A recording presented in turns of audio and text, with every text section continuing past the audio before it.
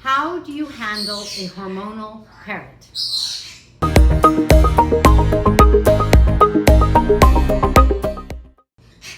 Hi, I'm Kaylin, the author of The Parrot Responds. Please be sure to get your copy on Amazon.com so that you know how to provide the very best quality life so that you can then have quantities of bliss with your parrot. So today we are talking about how to handle a hormonal parrot. There's a couple different ways you can try to handle your parrot if they're being hormonal. Actually, above my left shoulder, right up there, is my yellow-necked Amazon, Lorenza. Now, Lorenza is an adult, and she doesn't have teenage hormones that are like driving her crazy, but she does think that I'm her mate, and she dotes on me in every way possible. How I handle her is I will pet nothing but her head. I don't think Quantum's gonna let me pet him. Let's try. This is Quantum, our African Cape, who's actually not a robustus, which means African Cape, but a Fusicalis, Fusicalis, right? But basically, I'll pet anything on her head and her neck, but nothing else to try to discourage the hormonal behavior. If your parrot is hormonal, a couple of suggestions.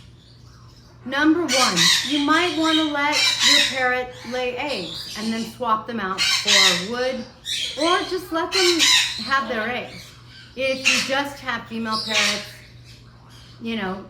nothing's going to happen. They'll sit on their eggs. But if you want to discourage the whole process, make sure there's no nesting box and there's nothing that they can kind of turn into a nest to try to lay eggs in. But if not, I wouldn't get a nesting box, but you can let your parrot lay eggs and just kind of let them go through it. At some point, your parrot will decide that her eggs didn't work out and she will then leave them. I think what you think of that is sort of what angle you come at it from. I personally believe that all humans and creatures, meaning animals, need to have a purpose. We used to have a big dog, and her purpose was to take care of the land and guard us. And she knew her purpose, and that was her thing, and she was like front and center, ready to take care of things and ready to like keep an eye on things.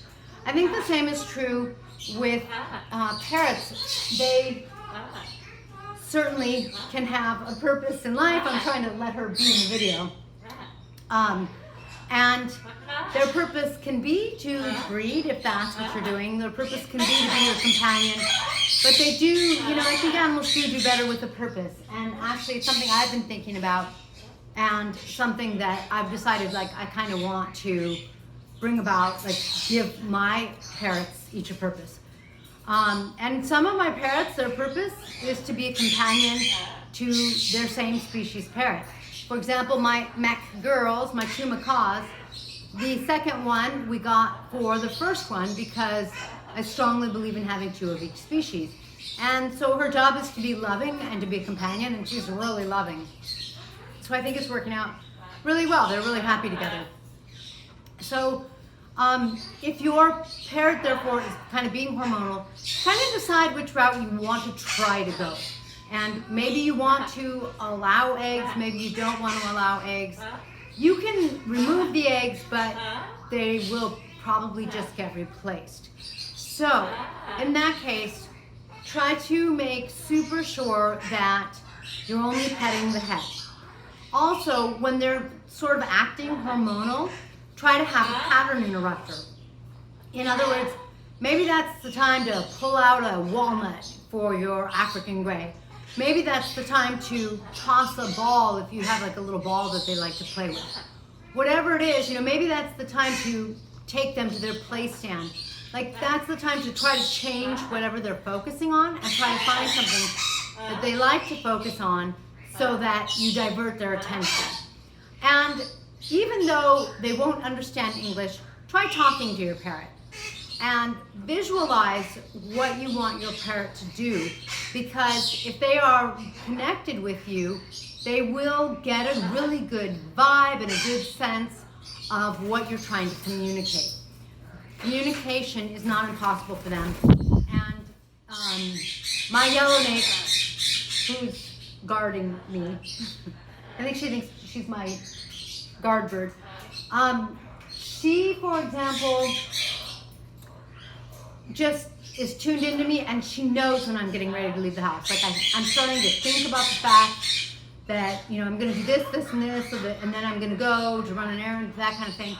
And she knows, and she'll start to say goodbye to me. So like she's tuned into me, and she knows what I'm thinking. So for whatever reason, like basically people who talk to animals say that animals like kind of see what you're thinking. They can kind of feel the vibration. They can kind of feel the emotion of what you're thinking, kind of thing, or what you're focused on. But they understand. So do put it out there. You know, you can let them know. Do your best to just let them know, and just kind of be repetitive about it every day.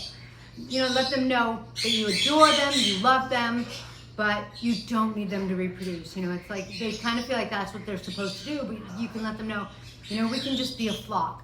I'm not saying it'll work. I'm saying it's something else to try, because in some cases, for some people, it will work. You know how it goes. Different things work for different people with different birds, and so you kind of have to try it all until you figure out what works for you. But the most important thing is do change their focus, because what you, of course, don't want is your parrot to get hormonal and frustrated. I've heard about that. I haven't experienced it. I think one reason I haven't experienced it is because a lot of my parrots live in the bird room. They're in the flock.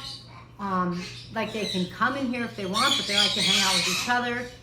And the birds that are in here, like Lorenza, is really bonded to me. She thinks I'm her mate, but she doesn't get frustrated.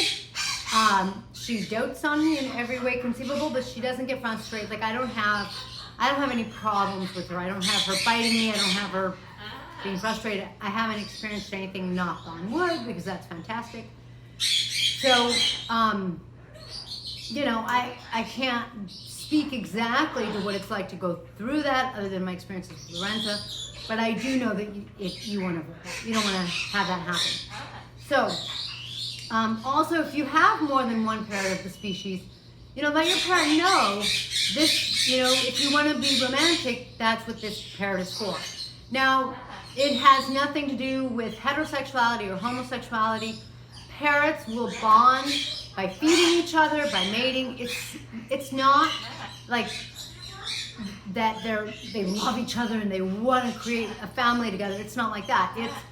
They are bonding, and this is how they display bonding. And it's just like when you're eating and you're celebrating, you clink glasses with people because we're conditioned that that is a way of celebrating together. It's a way of bonding with someone. You're sharing bread, kind of thing.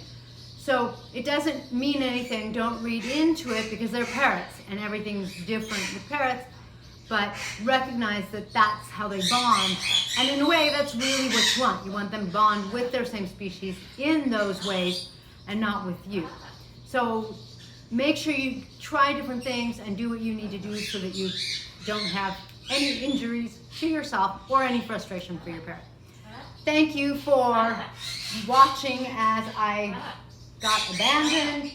I did 2 videos. I had like 3 loud birds around me. And now there's 2, but I've been abandoned. Lorenzo's right there and Macy's right there, but you can hardly even see them. Thanks for joining me. We'll catch you next time.